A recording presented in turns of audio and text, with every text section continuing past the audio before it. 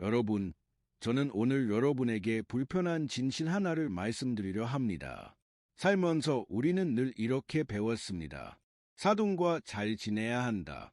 명절마다 좋은 선물을 보내야 한다. 밥 한 끼라도 더 대접해야 한다.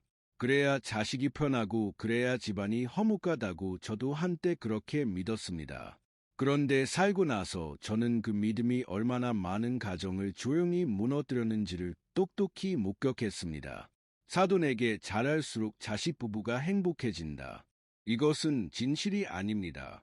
오히려 그 반대인 경우가 훨씬 더 많습니다. 저는 이것이 단순한 럭소리 아님을 압니다. 이것은 인간의 본성에 관한 이야기입니다. 우리가 아무리 선한 의도를 품고 있어도 그 의도가 잘못된 방식으로 표현될 때 그것은 상처가 됩니다. 그것도 가장 사랑하는 사람에게 제가 오랜 세월 동안 많은 가정을 지켜보면서 느낀 것이 있습니다. 가정이 무너질 때 그 이유는 대개 극적인 배신이나 폭력이 아닙니다. 대부분은 아주 작은 것들에서 시작됩니다. 수위로 건넨 한마디 도움이 되려다 넘어선 경계 하나 기대하지 않는다고 했지만 사실은 기대하고 있었던 마음 하나, 그런 것들이 쌓이고 쌓여 어느 날 갑자기 모든 것이 무너집니다. 오늘 제가 여러분께 드릴 이야기는 5가지입니다. 사돈에게 잘할수록 자식 부부가 오히려 멀어지는 그 충격적인 이유 5가지. 이 이야기를 듣고 나면 여러분은 아마 지금까지 해온 방식에 대해 다시 한번 생각하게 되실 겁니다. 저는 여러분을 판단하려는 것이 아닙니다. 저도 젊었을 때 같은 실수를 했습니다. 더 잘해주려 했고 더 가까워지려 했고 그것이 사랑이라고 믿었습니다. 하지만 사랑에도 형태가 있습니다. 그리고 잘못된 형태의 사랑은 아무리 진심이 담겨 있어도 결국 상처로 남습니다. 한 가지만 먼저 물어보겠습니다. 여러분은 지금 자식을 사랑하고 있습니까? 아니면 자식을 통해 무언가를 증명하려 하고 있습니까? 이 질문에 바로 답하지 않으셔도 됩니다. 오늘 이야기를 끝까지 들으시고 나서 천천히 생각해 보시기 바랍니다. 진정한 지혜는 더 많이 하는 것이 아닙니다. 언제 멈춰야 하는지를 아는 것입니다. 언제 물러서야 하는지를 아는 것입니다. 그리고 그 물러섬이 사실은 가장 깊은 형태의 사랑임을 아는 것입니다. 자, 이제 시작하겠습니다. 첫 번째 이유를 말씀드리기 전에 제가 오래전에 만난 한 어머니 이야기를 먼저 해드리겠습니다. 그분은 아들이 결혼하던 해부터 사돈에 각별히 신경을 썼습니다. 명절마다 직접 음식을 만들어 보냈고 사돈은 생신에는 빠지지 않고 선물을 챙겼습니다. 주변 사람들은 모두 그분을 칭찬했습니다. 저렇게 사돈을 잘 모시는 어머니가 어디 있냐고 그분도 그 말을 들을 때마다 뿌듯했다고 했습니다. 그런데 결혼한 지 3년이 지나던 해 아들이 조용히 전화를 해왔습니다. 엄마, 우리 좀 힘들어. 며느리가 집에 오기 싫다고 했습니다. 이유는 단 하나였습니다. 시어머니가 너무 잘하셔서 저는 항상 부족한 사람이 되는 것 같아요. 저는 그 말을 듣고 오랫동안 생각했습니다. 잘한다는 것이 어떻게 누군가를 이토록 작게 만들 수 있는가? 여러분, 우리가 사돈에게 잘 보이려 할 때 우리는 사실 무엇을 하고 있는 걸까요? 표면적으로는 관계를 좋게 만들려는 것처럼 보입니다. 하지만 그 이면을 들여다보면 우리는 우리 자신을 증명하려 하고 있습니다. 내가 좋은 부모임을, 내가 괜찮은 집안임을, 내 자식이 훌륭한 배우자를 만날 자격이 있음을, 그 증명의 욕구는 자연스러운 것입니다. 인간이라면 누구나 인정받고 싶어 합니다. 저도 그랬습니다. 하지만 그 욕구가 행동으로 표현될 때 그것은 반드시 어딘가에 압력을 만들어냅니다. 그 압력은 대개 가장 약한 것으로 흘러갑니다. 바로 자식 부부 사이입니다. 부모가 사돈 앞에서 훌륭하게 보일수록 자식은 무의식적으로 그 기준에 맞춰야 한다는 부담을 느낍니다. 아들은 어머니의 품격을 유지해야 한다는 압박을 받고 며느리는 그 어머니에게 인정받아야 한다는 긴장 속에 삽니다. 두 사람 모두 무언가를 증명해야 하는 무대 위에 올라선 것입니다. 그리고 무대 위에서는 아무도 편안하게 사랑할 수 없습니다. 저는 이것을 보이지 않는 비리라고 부릅니다. 누가 청구서를 보낸 것도 아니고 누가 대놓고 요구한 것도 아닙니다. 그런데 그 빚은 분명히 존재합니다. 매일 조금씩 쌓이고 매일 조금씩 무거워집니다. 그리고 어느 날 두 사람 중 한 명이 더 이상 음악 그 무게를 견디지 못하는 순간이 옵니다. 여러분 생각해 보십시오. 당신이 사돈에게 잘 보이려 했으면 자식 부부가 편안히 숨 쉴 수 있는 공간을 만드는 데 썼다면 어땠을까요? 칭찬받는 부모가 되려 하지 말고 자식이 기대지 않아도 되는 부모가 되십시오. 자식이 내 눈치를 보지 않아도 되는 환경, 그것이 우리가 줄 수 있는 가장 큰 선물입니다. 사돈 앞에서 빛나려 할수록 음악 그 빛은 자식 부부 사이의 어둠을 더 짙게 만듭니다. 저는 살면서 이 사실을 너무나 많은 가정에서 확인했습니다. 친히 사돈에게 잘 보이고 싶은 마음, 음악, 저는 압니다. 그것은 사랑에서 비롯된 것입니다. 하지만 가끔은 사랑을 거두는 것이 음악 가장 용감한 사랑의 방식입니다. 두 번째 이유를 말씀드리겠습니다. 저는 젊은 시절 울타리 없는 정원을 가진 이웃을 알고 있었습니다. 그 집 정원은 누구에게나 열려 있었고 음악 동네 사람들은 자유롭게 드나들었습니다. 처음에는 그것이 아름다워 보였습니다. 열린 마음, 넉넉한 인심. 그런데 몇 년이 지나자 그 정원은 황폐해졌습니다. 꽃은 밟혀 있었고 나무는 함부로 꺾여 있었습니다. 누구의 것도 아니었기 때문에 누구도 소중히 여기지 않았던 것입니다. 자식부의 결혼 생활도 이와 같습니다. 경계가 없으면 아무리 좋은 의도로 드나들어도 결국 그 공간은 망가집니다. 사돈과 지나치게 가까워진다는 것은 겉으로 보기에는 화목한 대가족처럼 보입니다. 음악 양과 어른들이 서로 연락하고 함께 여행을 가고 손자손녀 이야기로 밤을 지새웁니다. 그 모습이 따뜻해 보이는 것은 사실입니다.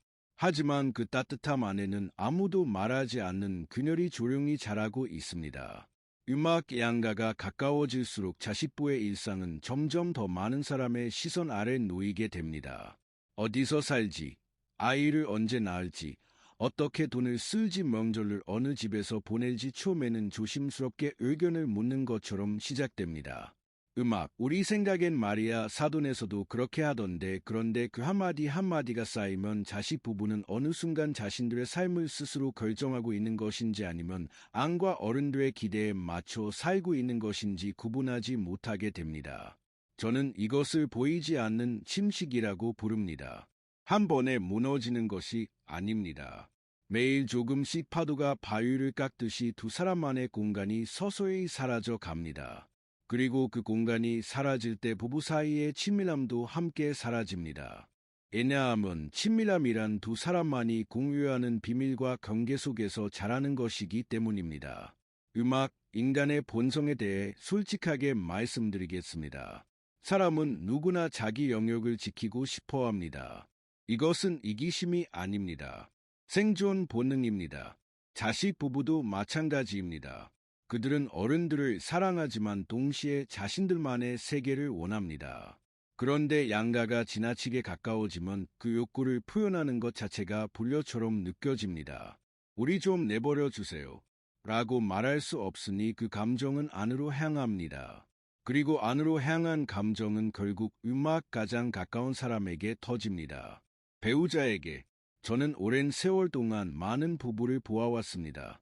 사이 좋은 부부들에게는 한 가지 공통점이 있었습니다. 그들은 양과 어른들을 사랑했지만 어른들이 그들의 삶 안으로 너무 깊이 들어오도록 허락하지 않았습니다. 그리고 현명한 어른들은 그 경계를 스스로 만들어 주었습니다. 초대받지 않으면 들어가지 않았고 애견을 묻지 않으면 말하지 않았습니다. 그 절제가 관계를 오래도록 따뜻하게 유지시켜 주었습니다. 거리는 냉담함이 아닙니다. 거리는 배려입니다. 사돈과 적절한 거리를 유지한다는 것은 자식 부부에게 그들만의 정을 돌려주는 것입니다. 그 정원 안에서 두 사람이 스스로 꽃을 심고 스스로 가꾸게 두는 것, 그것이 어른이 자식에게 줄 수 있는 가장 귀한 선물입니다. 가까이 있다고 해서 사랑이 깊은 것이 아닙니다. 멀리서도 지킬 수 있는 사람이 진짜 사랑할 줄 아는 사람입니다. 세 번째와 네 번째 이유는 따로 떼어 말하기 어렵습니다. 이 두 가지는 늘 함께 자합니다. 마치 한 뿌리에서 나온 두 개의 가지처럼 제가 50대에 알고 지내던 한 친구가 있었습니다. 그 친구의 딸은 결혼 후 철회까지만 해도 밝고 활기찼습니다. 그런데 2년이 지나면서부터 조금씩 말수가 줄었습니다. 친구가 음악 이유를 물었더니 딸이 한참 망설이다 이렇게 말했습니다. 엄마가 사돈이랑 너무 잘 지내서 나는 어느 쪽 편도 들 수가 없어. 뭘 해도 누군가에게 잘못하는 것 같아. 저는 음악 그 말이 오랫동안 머릿속을 떠나지 않았습니다. 잘 지낸다는 것이 어떻게 자식을 이토록 외롭게 만들 수 있는가? 먼저 세 번째 이유 비교와 경쟁에 대해 말씀드리겠습니다. 사돈과 가까워지면 자연스럽게 비교가 시작됩니다.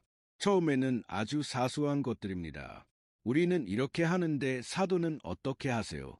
이 한마디는 대화처럼 들리지만 그 안에는 보이지 않는 저울이 있습니다.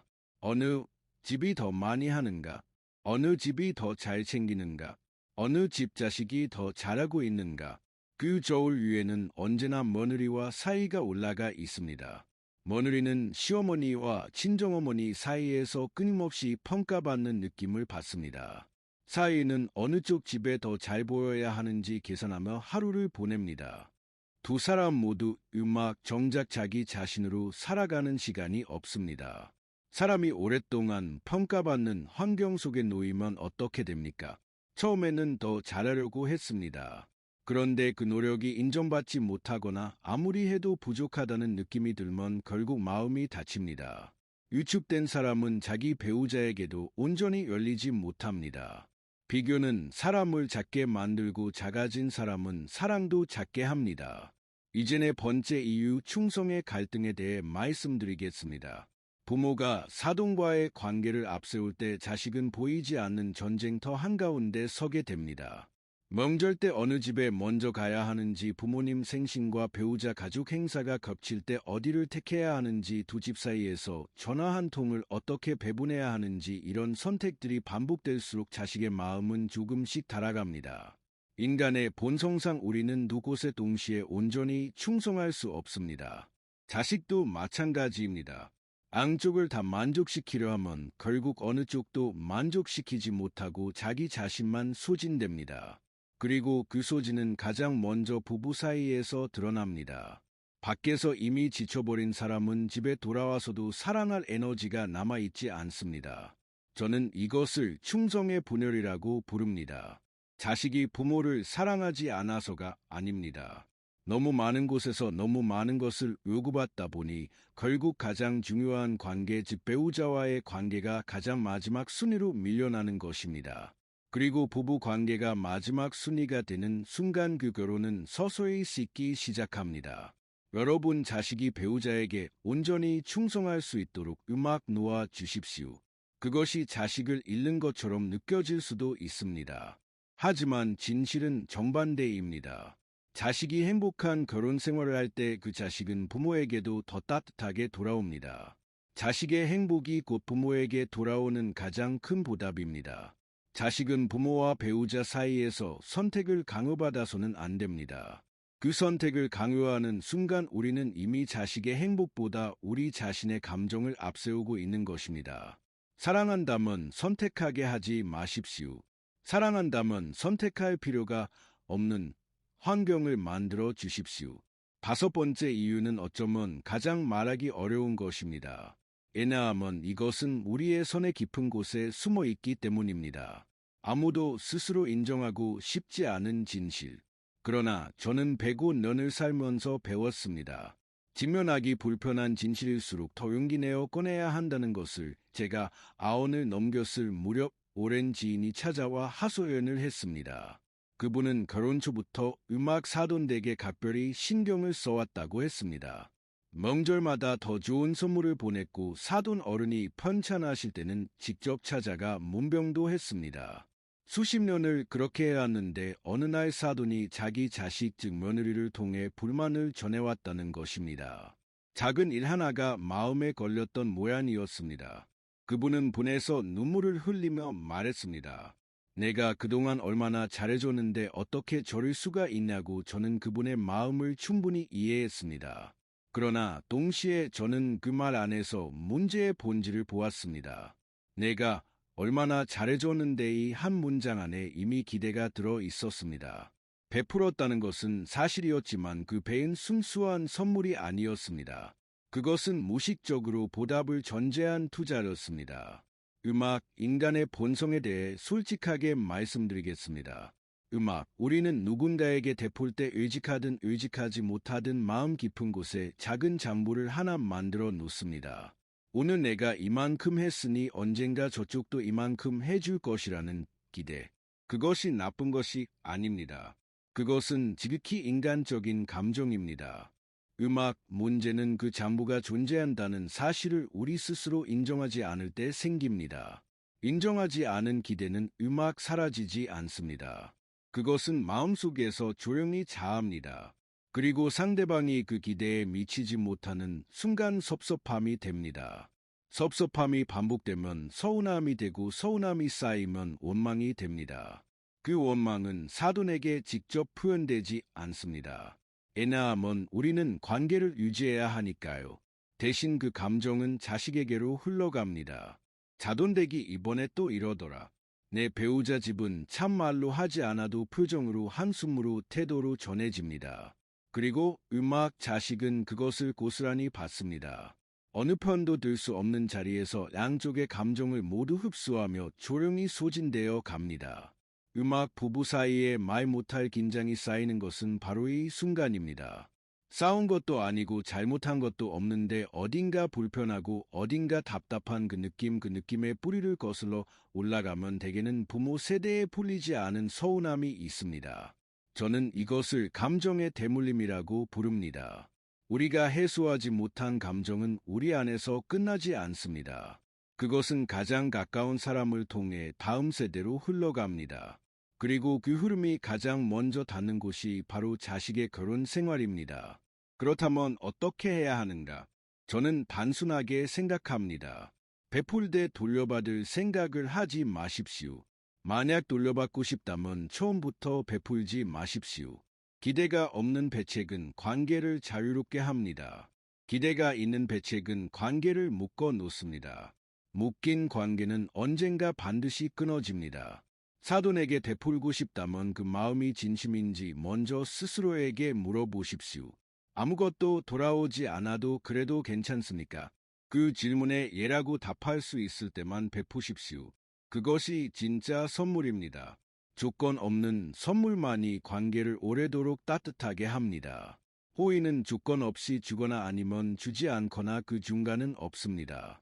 그 중간에 있는 것은 호의가 아니라 아직 청구되지 않은 청구서입니다. 저는 이제 마지막 이야기를 드리려 합니다. 살면서 저는 수많은 가정의 시작과 끝을 지켜보았습니다. 환한 웃음으로 시작된 결혼식도 보았고 아무도 예상하지 못했던 이별도 보았습니다. 오래도록 따뜻하게 유지된 가정도 있었고 모두가 부러워하던 가정이 어느 날 조용히 무너지는 것도 보았습니다. 그 모든 것을 지켜보면서 제가 내린 결론은 하나입니다. 행복한 가정에는 반드시 현명하게 물러설 줄 아는 어른이 있었다는 것입니다. 물러선다는 것이 포기가 아닙니다. 물러선다는 것이 무관심이 아닙니다.